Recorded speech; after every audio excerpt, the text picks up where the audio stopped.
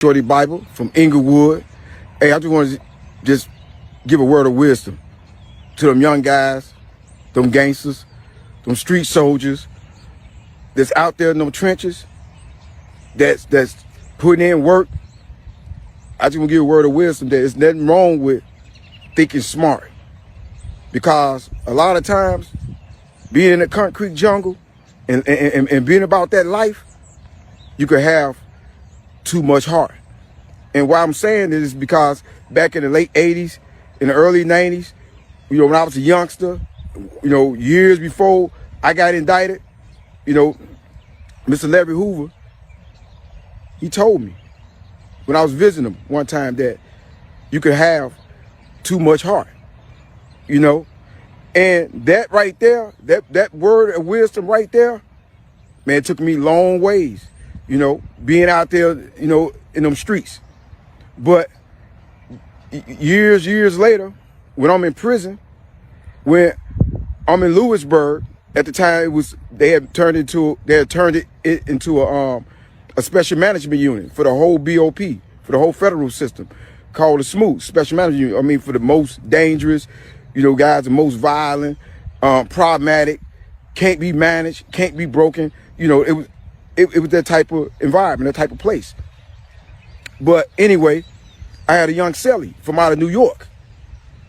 I respected Shorty. He was a rider, and he's from a different tribe, but I let him in the cell.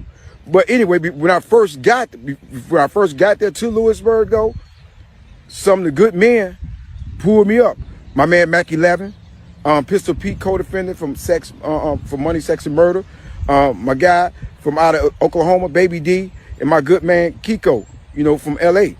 They told me when I first got that Bible, man, don't go to rec, because everybody go in the rec cage. They all got cuffs on, so you ain't got no way to get your cuff off first. And they be knocking guys' eyes out. They be stabbing guys. They be jumping guys. Them guys be on all type of craziness. And I paid attention, but they was on their way leaving out. They just gave me a word of wisdom, and from their experience. But anyway, later on, my celly eventually come. I let him in. He from out of New York, young cat, be putting in that work, cold rider. But he also tell me too, Bible, I respect you. Man, I'll never try it, because, the special management unit, and man, guys was taking off on their cellies, stabbing their cellies, murdering their cellies, and they sleep, and they cuffs, everything. But he said, man, I'll never do anything. I respect you. But anyway, I didn't go to rack. And a lot of them, and remember, this the baddest of the baddest, toughest of the toughest. These are some of the most dangerous, vicious guys in the federal system, from all gangs, all groups. So they say, man, that nigga ain't going to rack. Man, that nigga scared. Oh, I thought he was like that. Oh man, that nigga, he a chump. But dudes say all that from all different groups, races, and everything. But my celly, he went one day and he let his old head get in his ear. Come to find out, they've been plotting to get me out the cell. So one day he come back. My intuition, from being from the streets, said, man, something don't feel right. When he come in, I'm cuffed. I got my handcuffs on. He come in, he get his cuffs off first. I can see it in his eyes that he's gonna try something. And he looked and said, hey man, you gotta get out of here. And I knew then, man, hey, it can go any way. I already know my life is in danger. So I bagged up. And hey, trust me, I played it down. Hey man, please don't hurt me. Please don't hurt me. And back up to the wall. He looked like, oh, this nigga bitch. I knew he was a chump. From what his homies, big homies, and everybody been telling him. So now he think this what he see. But before he know it, I bring the cuffs around to the front. And he looked, and then reality hit. He rushed me. And we get to tussling. But the CO don't come in. We on our own. I'm defenseless. So he put my shirt over my head, but I'm fighting for my life. But when they use 2 tanks of gas, he panicked. And that was my vantage point, because I've been teamed many times. So I'm already an expert. How to stay focused under them type of situations. And he panicked. I get him. I bring him. I drag him to the back of the cell. I headbutting him, running his head into the wall, to the bed, kneeing him, choking him, everything. I'm surviving. He's screaming. The guy sent him off, asking him from next door, what's going on? You all right? What's happening? I thought, you got your cuffs off first. But he didn't know he dealing with somebody that was experienced and that's a thinker. But eventually, then the police, they never come in the cell. We on our own. I'm defenseless. Then they start shooting in the cell, pepper balls. I used him for a shield. They shot me up like 40 times. And then, eventually, they said, man, let him cuff up. I let him cuff up. And then they take us out and put us in, separate, showers. And then he tell me, man, I respect you. You don't respect me because you never tried that. But he's a street dude, easy to be influenced. But anyway, and believe me,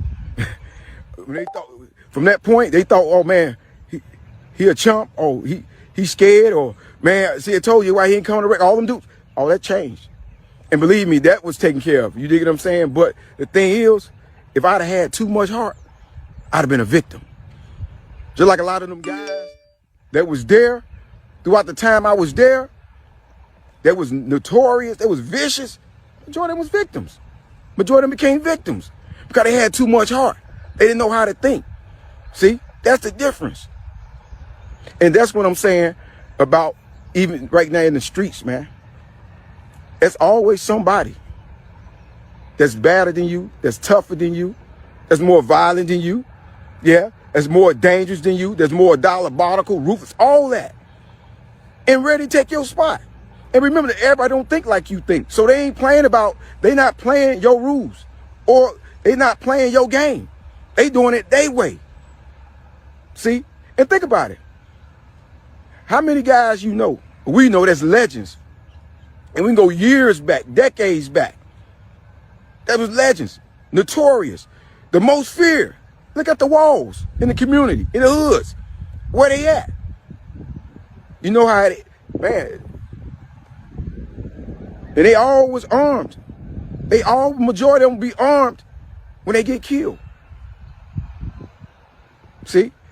And because in their minds, just like a fighter, after you win a couple of fights, he's a champion, whatever, he began to think in his mind that he can't be defeated, that he's invincible. That's human nature. But there's always somebody that's coming to take your title.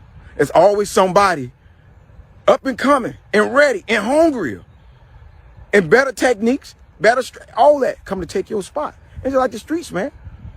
See, a lot of times we begin to think that after we got a few notches, we put in some work, that we're unstoppable.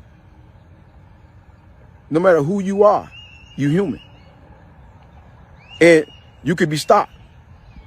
And just keep in mind that, man, there's nothing wrong. Your mind is the most powerful weapon, the most dangerous weapon. And remember, you only got one life.